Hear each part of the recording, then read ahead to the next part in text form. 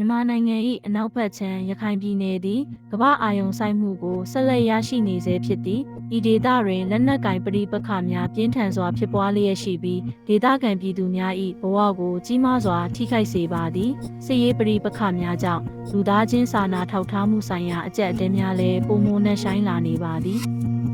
ရခိုင်ပြည်နယ်အတွင်းအာရခ်တပ်တော်သည်နယ်မြေစိုးမိုးမှုနှင့်စစ်ရေးစွမ်းအားကိုဆက်လက်မြင့်တင်လျက်ရှိသည်မြန်မာတပ်မတော်ကိုပြင်းထန်စွာတိုက်ခိုက်လျက်ရှိပြီးအရေးပါသောနယ်မြေအများပြားကိုထိန်းချုပ်နိုင်ခဲ့ပါသည်ဤတိုက်ပွဲများသည်ဒေသတွင်တင်းမာမှုများကိုပုံမှန်မြင့်တက်စေခဲ့ပါသည်တိုက်ပွဲများမှာမြို့နယ်အများပြားတွင်ပြင်းထန်စွာဖြစ်ပွားနေပြီးစစ်ရေးရှိန်ဟုန်မှာလည်းမြင့်တက်လျက်ရှိသည်နှစ်ဖက်စလုံးမှအင်အားလုံးရင်းဖြင့်တိုက်ခိုက်နေကြပြီးဒေသခံပြည်သူများမှာစစ်ဘေးဒဏ်ကိုအဓိကခံစားနေရပါသည်စစ်ရေးအခြေအနေသည်မြည်သည့်အချိန်တွင်ငြိမ်သက်သွားမည်ကိုခံမှန်းရန်ခက်ခဲနေဆဲဖြစ်သည်အာရခတ်တော်၏နေမြေစိုးမိုးမှုတိုးမြင့်လာခြင်းသည်ဒေသတွင်အုပ်ချုပ်ရေးဆိုင်ရာအပြောင်းအလဲများကိုဖြစ်ပေါ်စေပါသည်အချို့သောဒေသများတွင်အာရခတ်တပ်တော်ကအုပ်ချုပ်ရေးယန္တရားများကိုစတင်တည်ဆောက်နေပြီဟုသတင်းများကဖော်ပြပါသည်ဤအခြေအနေသည်မြန်မာနိုင်ငံ၏ပြည်တွင်းရေးနှင့်နယ်စပ်ဒေသတည်ငြိမ်ရေးအပေါ်သက်ရောက်မှုများရှိလာနိုင်ပါသည်နယ်မြေပိုင်ဆိုင်မှုနှင့်အုပ်ချုပ်ရေးဆိုင်ရာပြဿနာများသည်ဒေသခံပြည်သူများအတွက်ရှုပ်ထွေးမှုများကိုဖြစ်ပေါ်စေပါသည်မြည်သည့်အဖွဲ့အစည်း၏အုပ်ချုပ်မှုအောက်တွင်နေထိုင်ရမည်ကိုမရေရာမှုများရှိနေပါသည်ဤအခြေအနေသည်ဒေသခံများ၏နေ့စဉ်ဘဝနှင့်အနာဂတ်အတွက်စိုးရိမ်ပူပန်မှုများကိုတိုးပွားစေပါသည်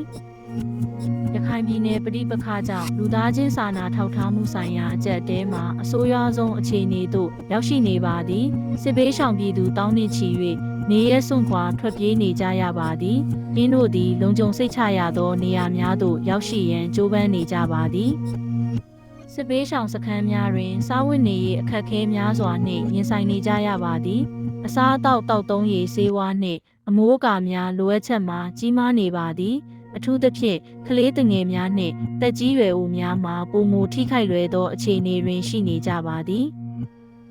ကျန်းမာရေးစောင့်ရှောက်မှုနှင့်ပညာရေးကဏ္ဍများလည်းပြင်းထန်စွာထိခိုက်နေပါသည်ဆေးရုံဆေးခန်းများပျက်စီးခြင်းသို့မဟုတ်လုပ်ငန်းလည်ပတ်မှုရပ်ဆိုင်းခြင်းများဖြစ်ပေါ်နေပါသည်ကလေးငယ်များကျောင်းတက်ရောက်နိုင်ခြင်းမရှိဘဲပညာရေးခွင့်လန်းများဆုံးရှုံးနေကြရပါသည်ရခိုင်ပြည်နယ်ပဋိပက္ခသည်မြန်မာနိုင်ငံ၏ပြည်တွင်းရေးသာမကဒေသတွင်းနှင့်နိုင်ငံတကာအပေါ်ပါတက်ရောက်မှုများရှိနေပါသည်ဘင်္ဂလားဒေ့ရှ်နိုင်ငံနှင့်နယ်စပ်ဒေသတွင်တင်းမာမှုများမြင့်တက်လာနိုင်ခြေရှိနေပါသည်နယ်စပ်ဖြတ်ကျော်လှုပ်ရှားမှုများနှင့်လုံခြုံရေးဆိုင်ရာစိုးရိမ်ပူပန်မှုများလည်းရှိနေပါသည်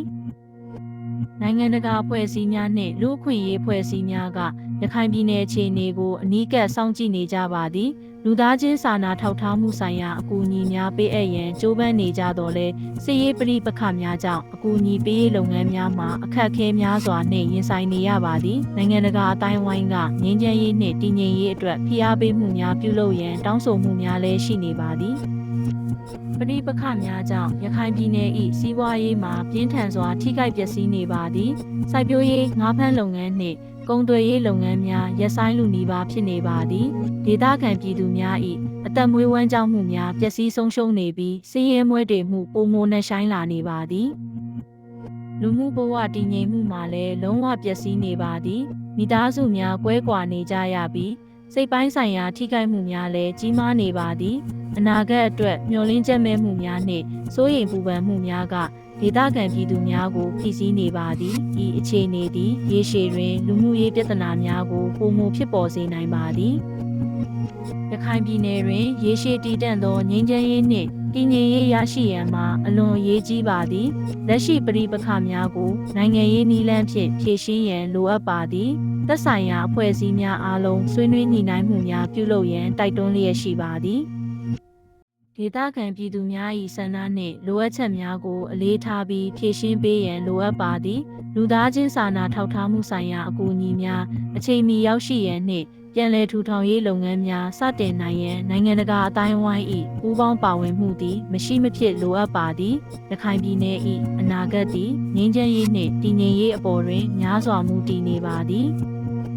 ရခိုင်ပြည်နယ်၏လက်ရှိအခြေအနေသည်မြန်မာနိုင်ငံအတွက်သာမကဒေသတွင်းနှင့် နိုင်ငံတကာအတွက်ပါစိန်ခေါ်မှုတစ်ရပ်ဖြစ်နေပါသည်စစ်ရေးပဋိပက္ခများရပ်တန့်ပြီးလူသားချင်းစာနာထောက်ထားမှုဆိုင်ရာအကျပ်အတည်းများကိုဖြေရှင်းရန်အချိန်တန်ပြီးဖြစ်သည်ငြိမ်းချမ်းရေးနှင့်တည်ငြိမ်ရေးတည်သာရခိုင်ပြည်နယ်၏အနာဂတ်အတွက်တစ်ခုတည်းသောမျှော်လင့်ချက်ဖြစ်ပါသည်